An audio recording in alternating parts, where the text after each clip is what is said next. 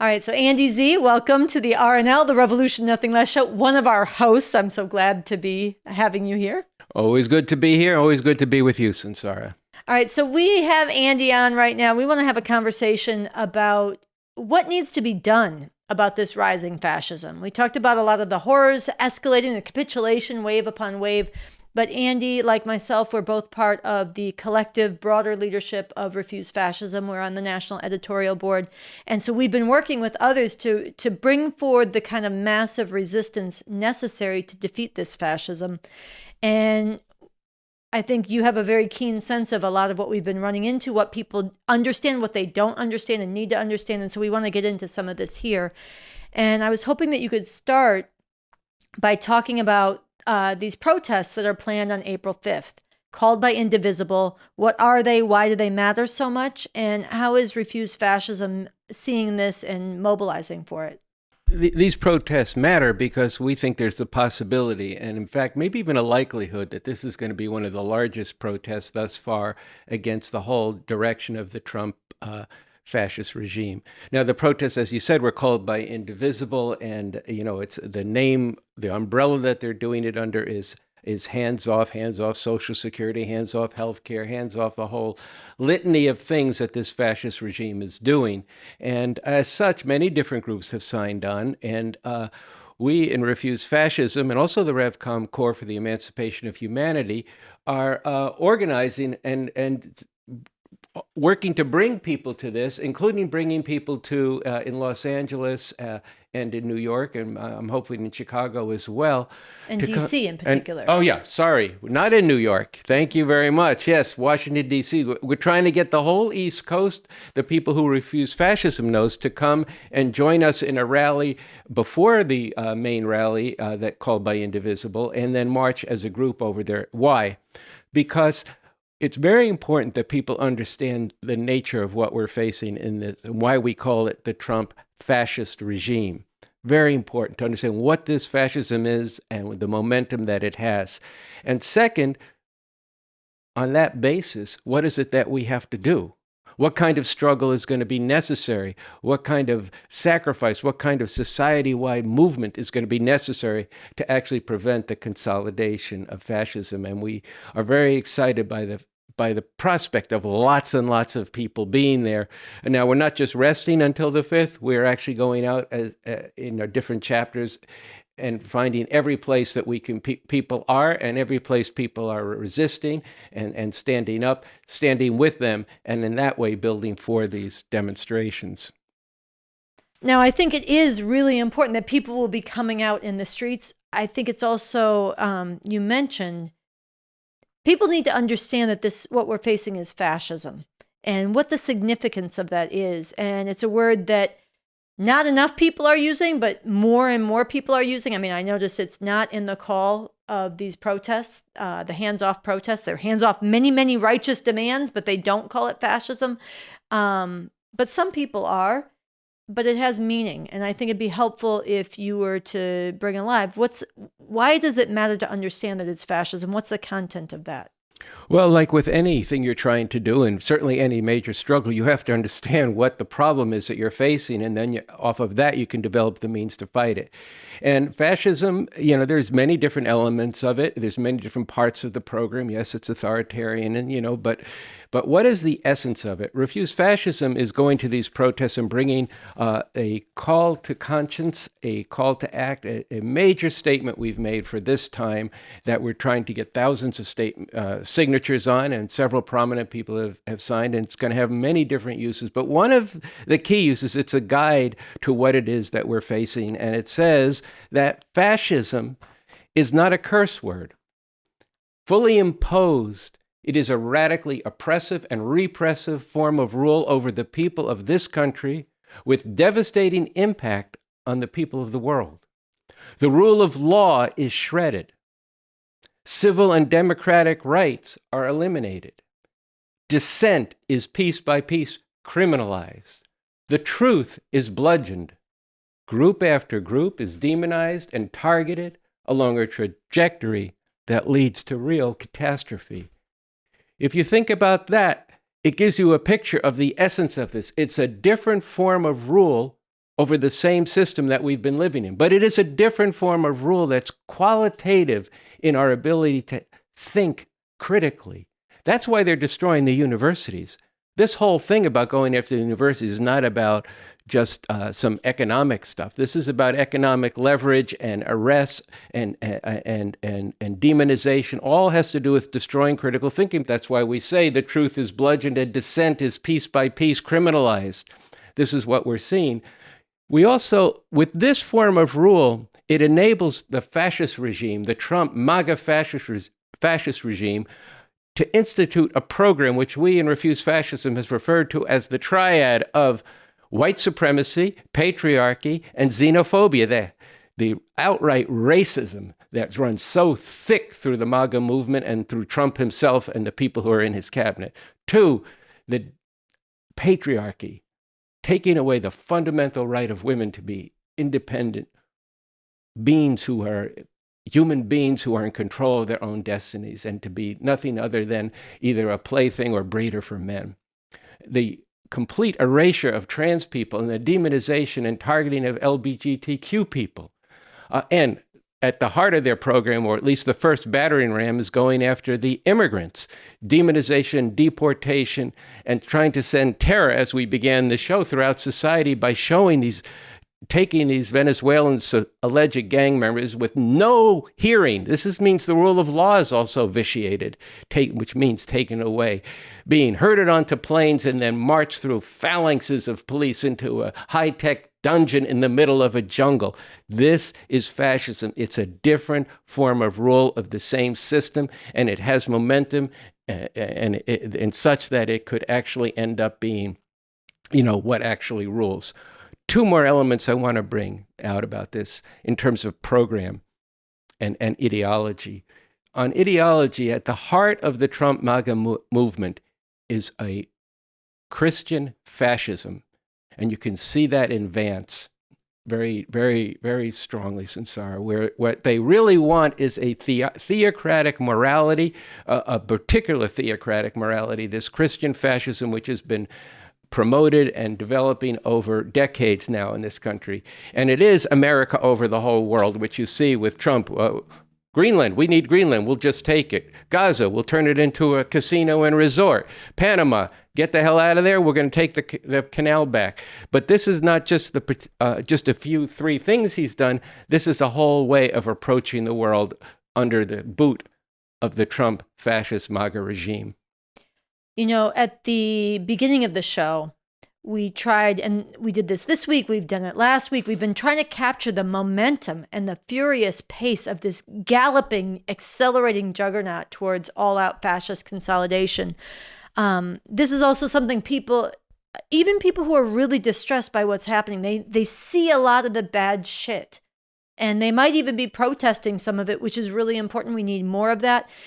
But this direction and momentum, it's something Bob Avakian spoke to very powerfully recently, and I think it's important that we speak about it a little bit as well. We say that it can become too late to stop fascism. A couple episodes ago of the RNL show, you played something from Coco Das, who's also on the editorial board with that, where she read the famous poem by the pastor Martin Niemöller, where first they came for the communists and I didn't speak up. And then they came for the trade unions, and I didn't speak up. The point is he goes through a very short list, and the point comes when it's too late when they come for him.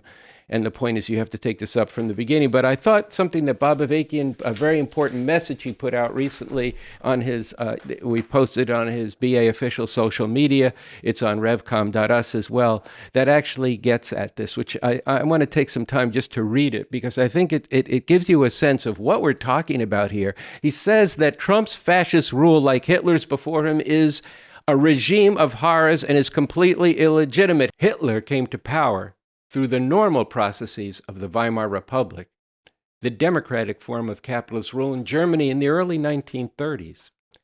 Hitler then trampled on and quickly put to end to the basic norms and principles of that republic, forcibly imposing in its place the open fascist dictatorship of the Nazis. This laid the basis for all the horrific atrocities committed by the Hitler Nazi regime, atrocities which were not committed all at once, but in an escalating way over the next decade, resulting in the genocidal murder of 6 million Jews. And even with particular differences, what is happening now with Trump's fascist rule also involves a terrible momentum, a momentum that will involve massive, monstrous crimes against humanity in this country and in the world overall. He goes on to talk about the devastation of the climate and the heightened danger of war, nuclear war, each of which could mean the end of human life as we know it. So the point here, though, that is very important to understand in terms of the momentum. You're seeing it. People are saying, my God, it's 2 things, 10 things every day. It just keeps coming and coming. This is the momentum. And step by step, earlier in the program, you just talked about an offhanded comment he made. Oh, we should get these Tesla protesters and ship them off to El Salvador. Somebody asked him about that tomorrow. He says, well, that was just an idea, just something I'm thinking about. But then you start seeing people being picked up in the dead of night from universities, people who sue the government over legitimate claims being deported without even having their cases heard. You start seeing the rule of law step by step chipped away. You see the intimidation with universities capitulating to financial pressure, to the law firms capitulating to financial blackmail. And this, you have to recognize that you don't just wait till each thing is solved. You have to go up against the whole thing because this momentum has direction. And as each right is taken away, there's less and less ground for people to stand on. And that's what's already happening. You can't allow this to happen. You have to stop it now. Now is the time to resist this. Now is the time to take to the streets in the way that we're talking about. Yeah, I think the speed that you're describing, the speed at which this regime is advancing, and that its crimes are being normalized, capitulated to, collaborated with, even as many, many people hate what's happening, and there's the potential to call them forward. I think this underscores the importance of what is going to be in the streets on April 5th, the importance of making this as powerful as possible, as many people out in the streets as possible, and bringing in the mission of Refuse Fascism, also the mission of the RevCom Corps for the emancipation of humanity against the system that gave rise to this, but also uniting with the fight against this fascism and raising the slogans. In the name of humanity, we refuse to accept a fascist America. And very importantly, this has to be spread, and it's a sentiment that many people will resonate with, even if they don't fully understand that we're facing fascism. The Trump fascist regime must go. This has to be, that's to your point, it's not enough to fight each crime as it comes. You'll lose initiative to the whole onslaught. You have to go after the entire regime. The entire regime must be ousted. And that begs the question, is that possible and how? Yeah, well, people do have that. And, you know, that slogan, the Trump fascist regime must go, or even just Trump must go, is something we've both had experiences of speaking to hundreds, if not thousands of people, and all the fists go in the air and people say that. And then when you talk to them, they don't know, where's everybody else, they say. Well, I'm hoping some of those everybody else's are out there on the 5th. That's what we're working for. And but then we need a lot of organizers out in the field all the time organizing around this. And that's why in Washington, on the next day, we're going to be holding a meeting for people who come to that protest to meet with us. And then 2 weeks later, on the 19th of April, Refuse Fascism is going to have conferences on this. But I want to get back to the question, what are the implications for what we have to do, given that fascism has a direction? It is galloping towards that direction, and that direction means the shutting down of dissent, essentially, under extreme duress for people. I think, but when people say, where is this going to come from? Once again, the statement that we've issued, the call to conscience, a call to act, speaks to this. I want to read from it.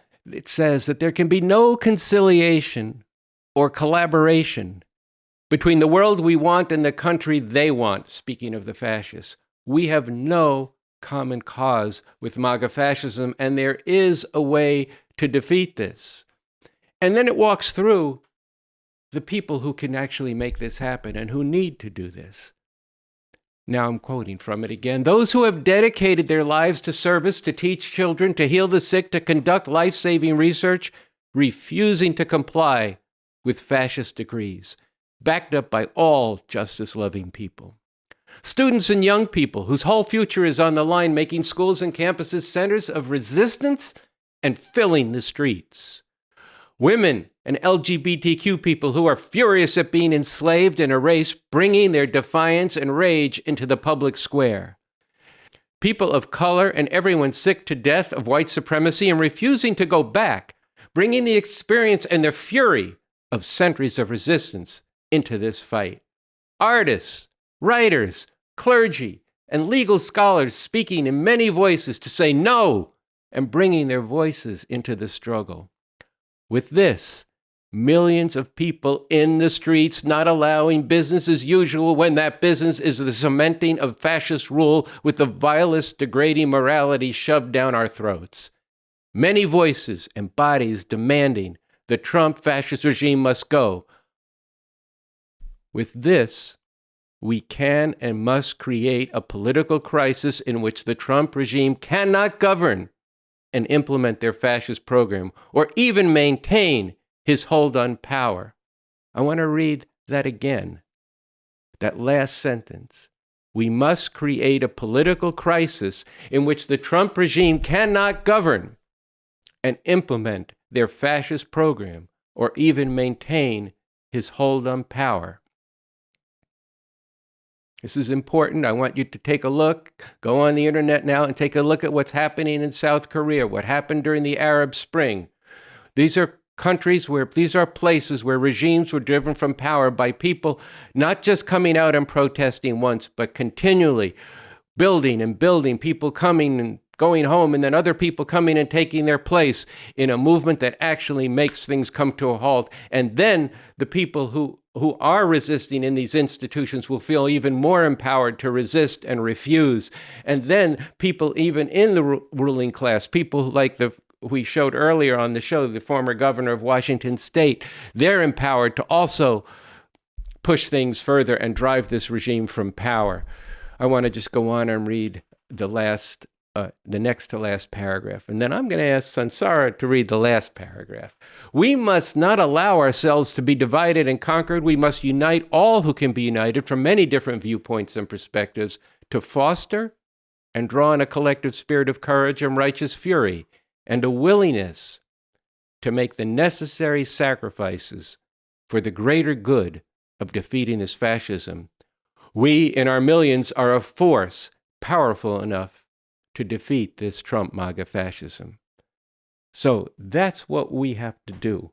That's what we're going to these protests to bring to people. That's what we're going to discuss in the meeting afterwards in Washington, D.C. and in conferences. That's what we want to do every day. There's an outrage. We want to get people out in the streets. But I wanted you, Sansara, to read the last paragraph and talk about what it's going to take for people to do what's required, but even more to be the people who we need to be. Well, I'm happy to. I mean, listening to you read this call to conscience, call to act, it is extremely powerful. It's going to matter to have big contingents of people with refused fascism taking this down to D.C., bringing this to L.A., and to the protests called around the country on April 5th, and every day between now and then, and getting it in people's hands and organizing them to take it up. Let it not be said that when there was still a chance to stop an unprecedented threat to the future of humanity, we did not rise to meet the challenge of our time. Let us not allow the watching world today to despair of our silence and our failure to act. Instead, let the world see our determination and courage and hear our righteous demand. In the name of humanity, we refuse to accept a fascist America. The fascist Trump regime must go. And I think this really is the challenge of our time. This really is the earth-shaping, future-shaping struggle. What Trump MAGA fascism is doing, what it's already done, what it's showing it will do to the people of this country and to the people of the world and to the planet itself, it's a turning point in history. And what you do right now, what we mobilize others to do right now, is going to have everything to do with what kind of future or whether humanity even has a future. And I've been out, you've been out. We covered all the horrors at the some of the horrors at the opening of the show, but there are people who really care very deeply, and they're all across this country. They're on the campuses, they're the service workers, they're in every corner of society. This is the time for people to come together and think of something bigger than themselves, to make sacrifice and to find their courage, find their voices, and have each other's backs, because there really is a force. It's not just the horror. There really is a force that could defeat this. There really is a program and a direction that can make that good. Let's take this to people. Let's organize them into it. And let's really do something that inspires and gives heart to people all over the world. I'm glad I asked you, Sansara. That is true. Now is the time. It's true that now is the time when people have to act. There is a steamroller coming, but there is a force in the millions of people, millions of decent people, people who haven't been politically involved before in the past. They expected other people to take care of it for them, but now they're upset, disquieted. We have to go out to them about what has to be done. And this is the time. So let's go. We'll see you hopefully before the 5th, but definitely on the 5th.